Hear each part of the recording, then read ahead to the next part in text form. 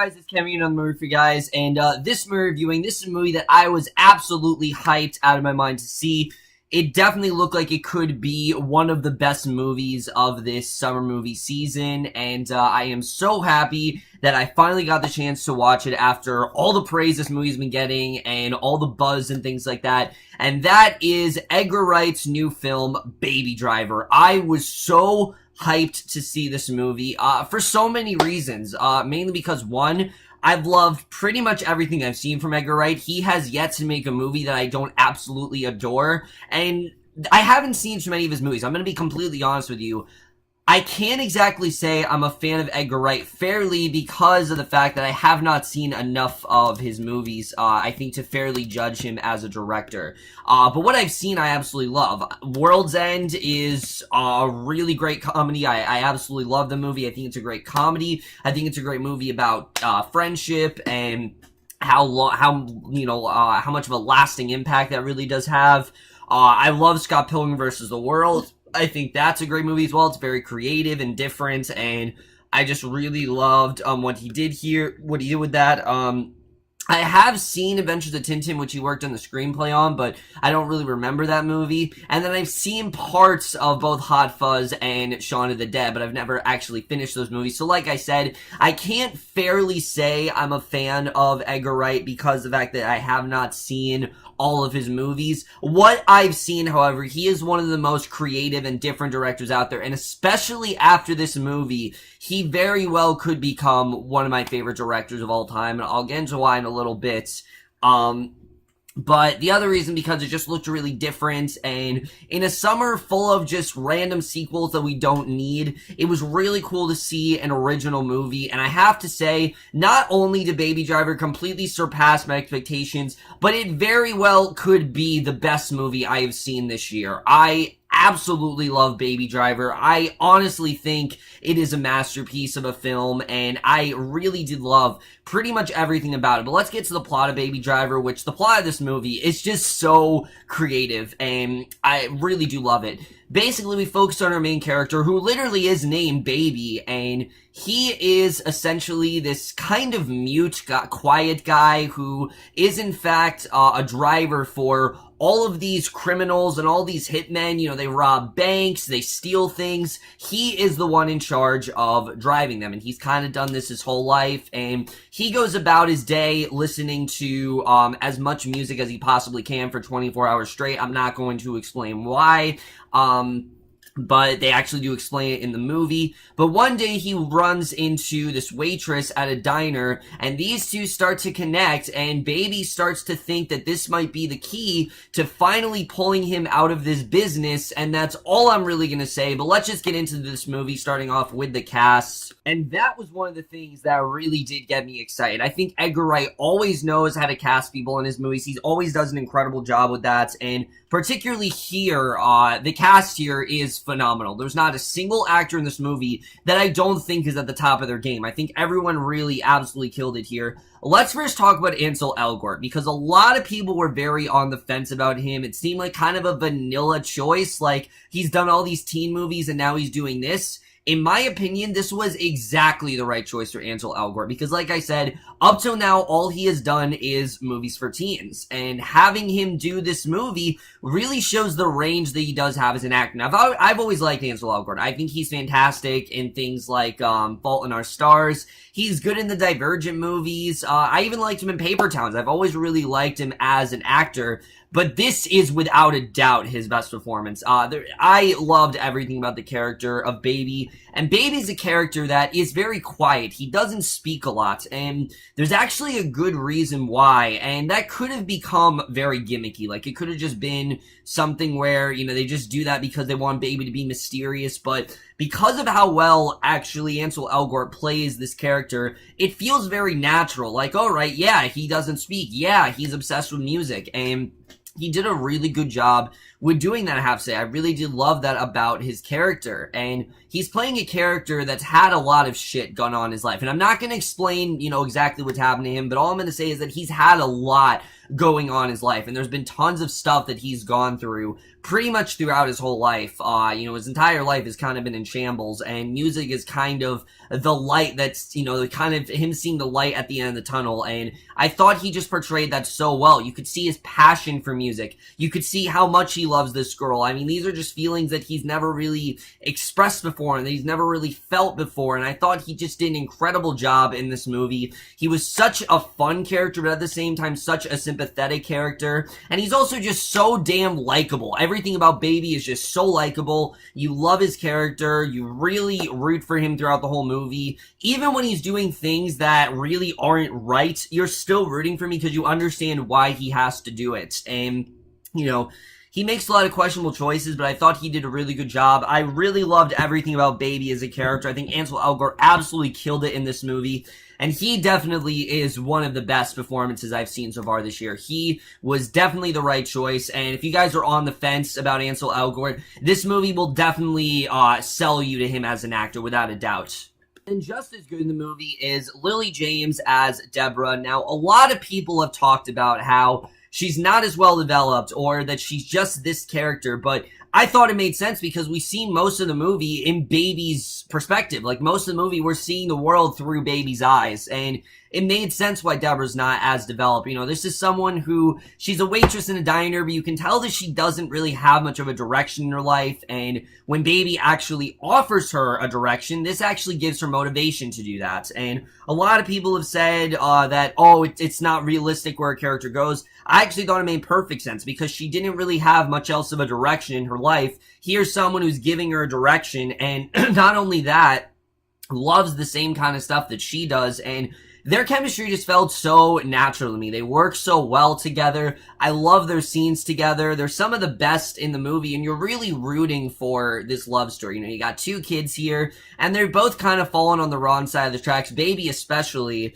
But you're also terrified for Deborah, because what's going to happen if she finds out about Baby's lifestyle and what he's involved in, because he doesn't tell her about it throughout the movie. And I thought that their overall relationship was just so great. I thought it really did work as the main thing in this movie. You're really hoping that Baby and Deborah can have this great life together, and I thought, again, their relationship was just so good together. Their chemistry felt really natural, and I thought they just worked perfectly. I really did love their chemistry throughout the movie. They have some really fun scenes together, and their love story in general is definitely something that you're rooting for throughout the entire film. And then everyone else in the movie is fantastic.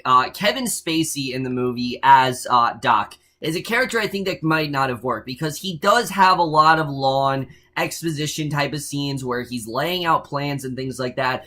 But the thing about his character is that he's so much more than that. He's very morally complex. We don't exactly know where his loyalties lie in this film. There are some times where it seems like he's on Baby's side, and then there are times when it seems like he's just there because, he was just forced to, have Baby in these missions, and you don't really know where his ground lays. And again, I thought it made sense because we're seeing things through Baby's eyes. He doesn't really understand much more about Doc except for what he really does see. We don't see Doc's personal life because it doesn't personally affect Baby. Baby is not involved in Doc's personal life. And basically, he is this character that's just very mysterious, but you can tell he does kind of care about Baby's well-being. He's been with him since the beginning. They talk about this throughout the movie. He was just phenomenal. I love Kevin Spacey in this movie. This is definitely more what he needs to be doing. Fuck 9 Lives and all that kind of stuff. This is the kind of movie Kevin Spacey needs to be doing, where he is just this badass and he's laying out all these plans and he's very morally complex. These are the kind of characters that really make Kevin Spacey what we know him as today. I mean, he is still one of the greatest actors working today. I still, stand on that. It's just he needs to be doing more stuff like this, because this is definitely more akin to what Kevin Spacey needs to be doing as an actor. And Jamie Foxx in this movie is just so fun to watch as his character of Bats. This is someone who he's very impulsive. He isn't getting what he wants out of Baby because Baby isn't saying anything to him. He's not sure why. He doesn't really trust Baby throughout the film, and their little sort of conflict throughout the film, you're really scared for Baby because the Bats is onto him, and he's starting to obtain more and more information. I thought that was definitely very interesting.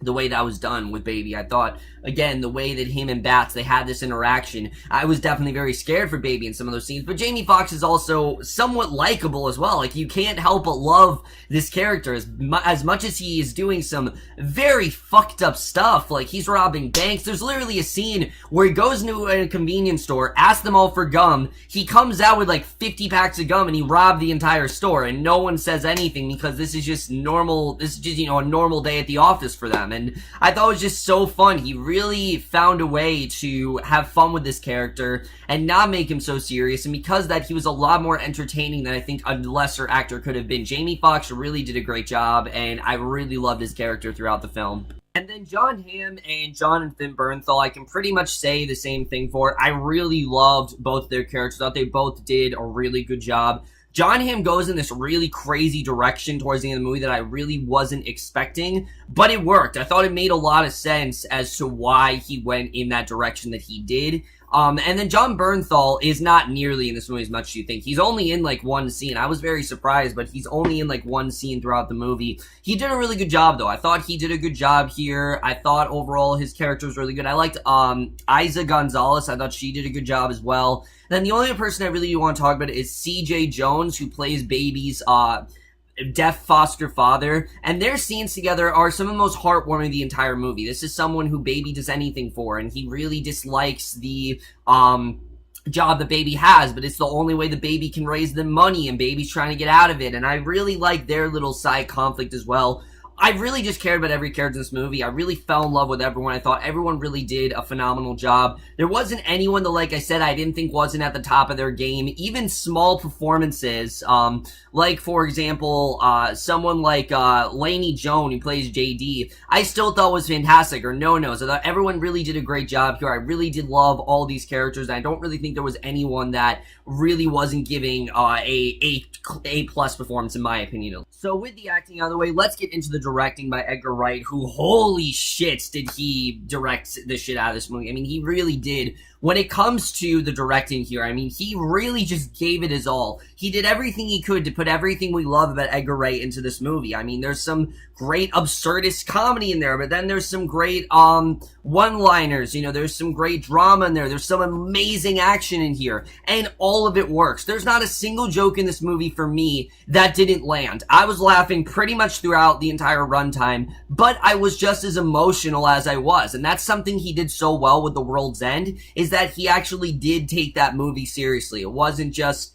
a complete parody. He actually did take it seriously, and he often finds ways to make things that could have been silly and finds ways to actually find emotion in them, and I think he does a really good job of that. That's something that I really loved about this movie particularly, and I thought his directing was definitely really good with that. And the action as well, like I said, I definitely was really into. Let's get to the screenplay, because the screenplay as well, I love this movie. This is without a doubt the best screenplay of the year. Just such sharp dialogue, such a great story as well. I mean, just the story of Baby trying to get out of this gang is so damn compelling, especially when you throw Deborah in there and knowing that she's just this girl that he really is making this connection with and that he really wants to have a life with, and you throw CJ in there, who's Baby's, you know, foster father. I thought they did a really good job with that. But the thing that really did impress me the most is really how much they focused on Baby as a character and how much they really tried to get us to understand him. Like I said, the whole thing about him being mute, that could have easily been very gimmicky. It could have easily been something where they're just doing that because they don't know, you know, they didn't know what dialogue to give Baby, or something where he just is mute because, but they actually give him a really good concrete reason, and I have to say, I think it further enhanced our enjoyment of the character. But the other thing that's so interesting about Baby is that while he is mute, he still finds a way to retain most of the information that's given to him. There are many scenes in the movie where you'll hear complete silence, like Kevin Spacey's laying out a plan, you don't hear what he's saying because Baby actually, you know, can't understand him because of an accident that happened to him years ago. I'm not going to get into what it was, but an accident happened to him years ago that basically left him deaf in one ear, and he can only hear like part of the conversation, and he's still able to retain exactly what Kevin Spacey was saying. And those scenes in general are just so great. I love the way he was able to do that. I think that was so interesting, and it really did make us like his character even more than we already did. I loved everything about that, and his passion for music as well. This movie is just as much about crime as it is about music. It really is about how music is escapism in many ways, and music is a way to bring you to that better calm place, which is where Baby goes to a lot. You know, when things get tough, he listens to music 24 hours a day, and there's a reason why. Again, I'm not going to explain why, but he listens 24 hours of music a day, and the way the songs incorporate with the story is different from the way it is done in other movies. Like, if you've seen a montage, sure, that's done. But this movie's almost kind of like a musical in that way, a pseudo-musical, because of the fact that we're really getting inside Baby's head. And everything that Baby sees, he kind of puts to music. He records, like, everyday conversations and will make that into music. And that was one of the coolest parts of the movie, is just seeing him, like, rock out on those, like, on a drums or something like that. I just thought it was so cool the way he would do that. And again, it really added this other layer to his character that I really did love. They could have easily just had that been something gimmicky, like he just listens to music because why not? But there's actually a given reason why, and I think that really elevated this movie for me. That was something I really wasn't expecting, and I thought was definitely really well done. I think a lesser director would have just made that a gimmick, but I'm glad that it wasn't that at all. I think it actually really did help the film. And like I said, the love story in general, I thought made a lot of sense as to why it did go the way it did. And the movie definitely does take a significant turn towards the end, but for me, it never really got too crazy. Honestly, while the movie is definitely, has some crazy moments, it stayed very grounded in reality, especially the ending. The direction that the ending went in the movie, I was like, shit, that's quite bleak. But then the movie ended the way it did, and I thought that was definitely the right way to go. But this is not a movie where, you know, everyone's above the law or everyone has consequences. No, the movie actually shows that these characters, there are consequences for what they've done. You know, they are not just above the law, and that's something I really did love about this movie, is that they actually do, you know, they are actually accounted for. All the crimes and all that stuff they've been doing, it is accounted for, and that was something that I liked. The movie didn't just forget it. The cinematography, by the way, is incredible. I mean, I have not seen this great cinematography. Like I said, the Ultra cinematography is great.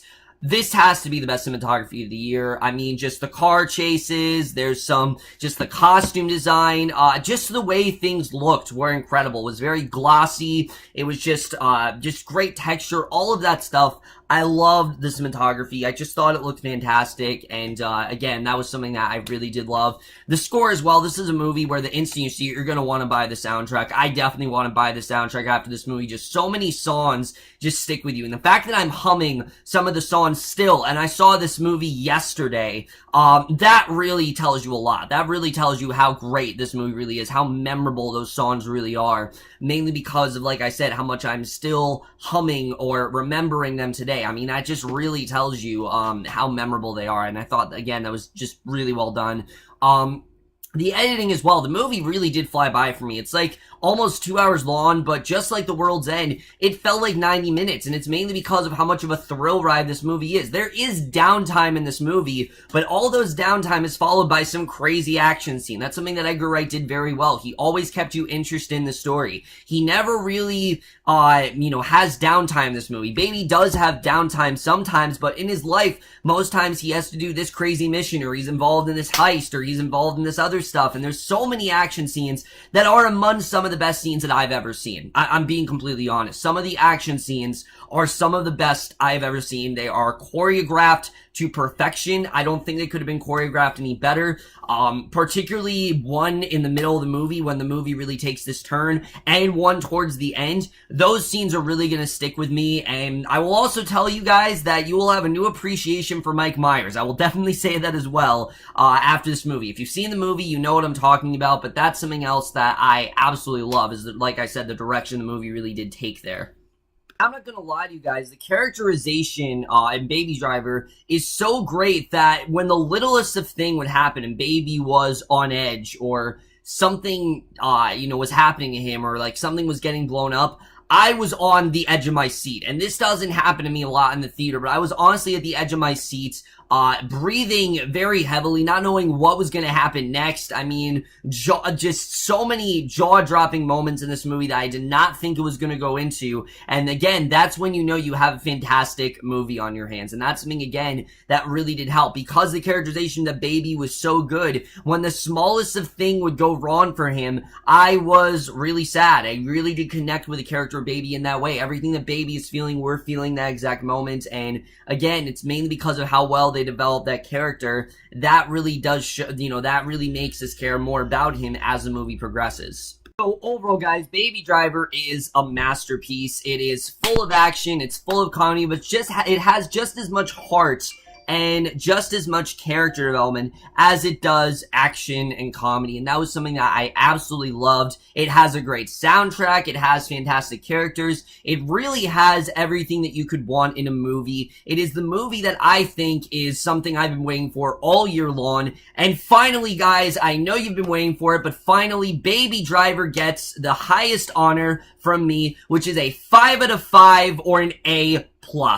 Guys, go see this movie in theaters as soon as you can. It is something different, it's something original, and in a summer filled with so many unnecessary sequels, it's just great to have something this different, and something that is this audacious, and something that Edgar Wright really poured his heart and soul into. And if you don't think Edgar Wright is one of the best directors working today, I guarantee you will most likely think that after seeing this film. It is entertaining as hell. It is something that you will never forget. It has some of the best characterizations I've seen all year, and it is something that I can't wait to see. The second after it ended, I just can't wait to see it again, and that's when you know you have a great movie on your hands.